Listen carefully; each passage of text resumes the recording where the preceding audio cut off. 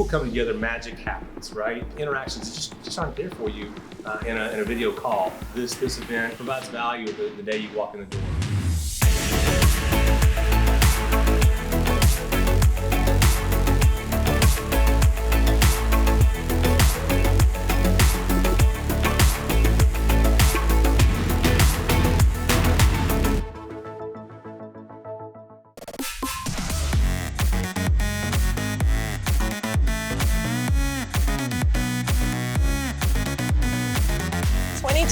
It's good to be back.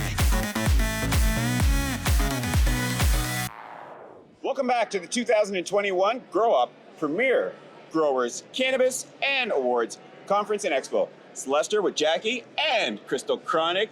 And we have today Tyler. Tyler, tell everybody who you are and where you're from and what's going on today for you. Well, I'm Tyler Kibler. I'm based out of Edmonton, Alberta, and I'm the VP of Commissioning and Engineering at Rolled. We're a pre-roll co-manufacturer, so we're heavily focused just in the pre-roll industry. We make pre-rolls for lots of LPs, and we're moving on into the infused pre-roll segment, which is becoming more popular in Canada. So, what exactly are infused pre-rolls? Well, infused pre-rolls are different from dried cannabis pre-rolls. So dried cannabis pre-rolls are your traditional pre-roll where it's just milled and or blended flour in a cone or a paper. And sticks and stems. And sticks and stems, hopefully. Luckily we filter those out for our customers. But an infused pre-roll is any blend of an extract added into the dried flour. So we have a lot of clients now adding live resins or rosins or hash into the blend of the flour before it goes into a pre-roll, and some customers coating it with kief or adding distillate and upping their terpene profile or their, of course, THC content, which is primarily a big focus in the US. It's about 30% of the pre-roll market in the US. But just recently, Health Canada has, I say, quote unquote, approved extract pre-rolls in Canada. So now there's kind of a new focus on this emerging segment. What would that actually mean for you guys? So for us, it means that more capacity, basically, that we need and to add into the industry. So primarily, we've been heavily just focused on traditional dried cannabis pre-rolls. Right. But with this new segment, it's kind of an additional. It's not, I would say, taking away the volume from traditional pre-rolls. It's actually kind of adding a volume. So for us, it means we have to expand. We have to come up with new SOPs to meet the demand of these innovative products that people are asking for. What's SOP? Standard operating procedure. Thank so you. To make sure we make it the same way every time. Now, is this... You got something? No, that's Drop right. it, go in. So where are all your pre-rolls available right now? Is it just on Ontario? Well, we actually are a co-manufacturer. So we manufacture pre-rolls for other brands and they sell them to the provinces. So we have clients pretty much from coast to coast. Quebec, Alberta, Ontario, BC is our primary drivers at the moment. Okay. Yeah. What province is the biggest pre-roll consumer? I would say it's kind of neck and neck probably between Alberta and Ontario. Alberta was leading the way, I think, in sales, mostly because of their retail segment. But more recently, probably in the last year, Ontario's kind of really upped their retail game. So now we're seeing a shift in I guess, the ownership of sales in Canada to the OCS in Ontario. So from your perspective, I'm not really necessarily looking for specific numbers, but is pre-rolls the driving force in the cannabis revolution right now? Is that the biggest moving sector? You know what? I personally think it is, especially in Canada. Of course you do.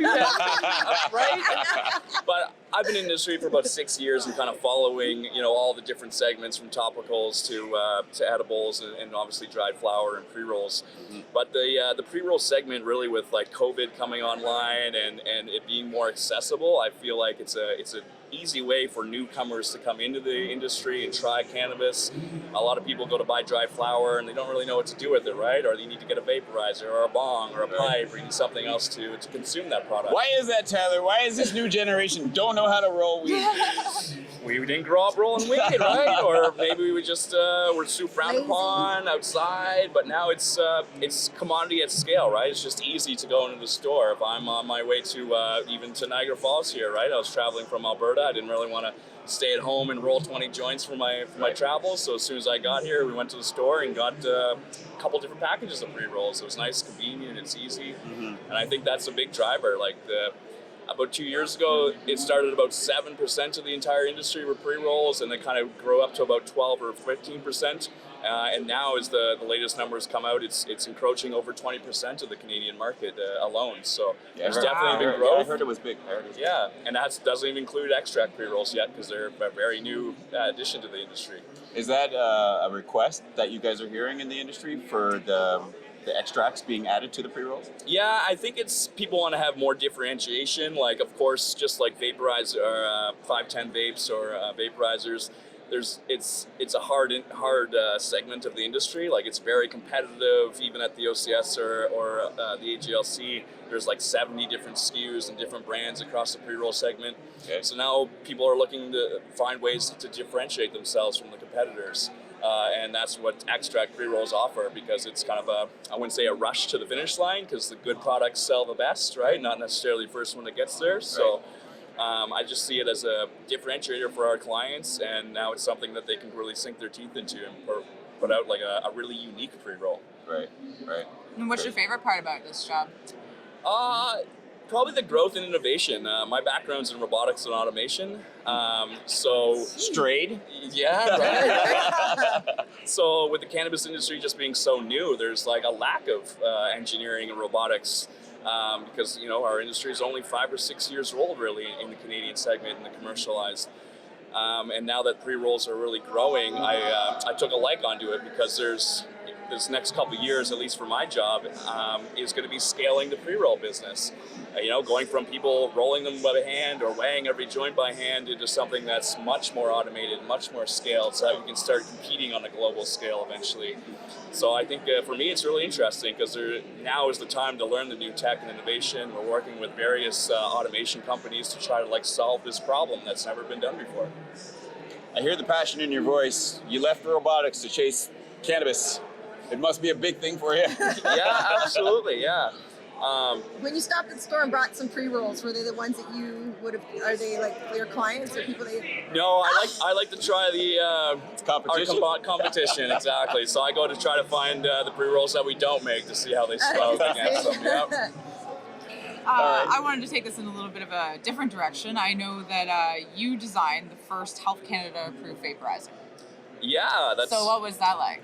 That was an interesting time. This is back in 2018, before Cannabis 2.0 regulations actually came out that allowed vaporizers for sale to the general public. We actually found, I'll call it a loophole in the original regulations that allowed for a child-resistant vaporizer to be sold to the market without a battery. So a few of us in the group, this is while I was working in Aurora, but I worked heavily in conjunction with the product development team, and told them about my design and how we could make this vaporizer that's compliant to the current regulations. And with that, we actually sold the first vaporizer in Canada the day before the regulations of 2.0 came out. Wow. To our medical patients.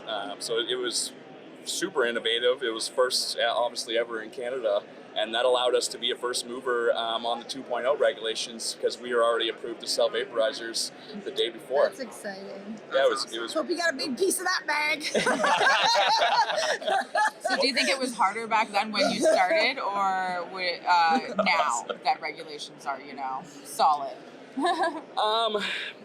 I would say it was definitely harder then, because we were battling two things, knowing that there was impending changes coming to the regulations, but we still needed to scale. We still needed to start our sales growth and start getting the medical channels going.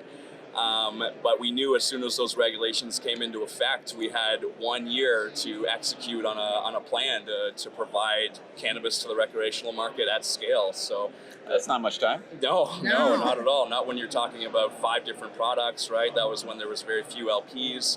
So we wanted to have edibles, extracts, vaporizers, pre-rolls, and flower.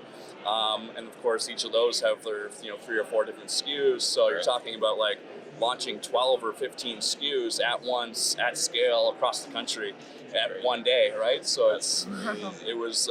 I would say it was definitely the hardest times I've ever worked in my life, and I'm sure a lot of the cannabis people that were in the industry during 2018 and 19 all worked many over 80 hours a week to make that happen. That was the beginning, right? Exactly, It was yeah. cracking the door open. So yeah, a lot of sweat equity put in there. Oh, absolutely, yeah.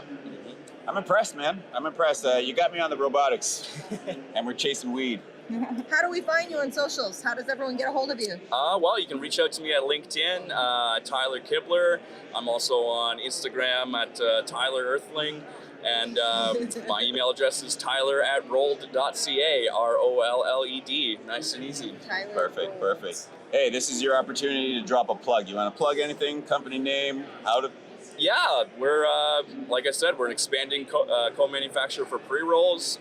Rolled is just about to take over another facility on the West Coast, so we'll be operating both in Ontario and Alberta, and we have lots of capacity still going. But if you got any innovations you want to make in the pre-roll segment, reach out. That's where my bread and butter is in this industry. Is making Well, new I'm things going to happen. reach out right now, Tyler. You need to send Cannabis Wiki a box of those infused pre-rolls. I agree. All right? I agree. Yes. My boy Dougie needs one. My boy Steven needs one.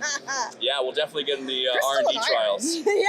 Excellent. I roll my own Excellent. joints, but I mean, I'll try any kind of weed. Thank you for Well, we'll joining definitely stay in touch. Yes. Thank you very for having much me. for taking your time.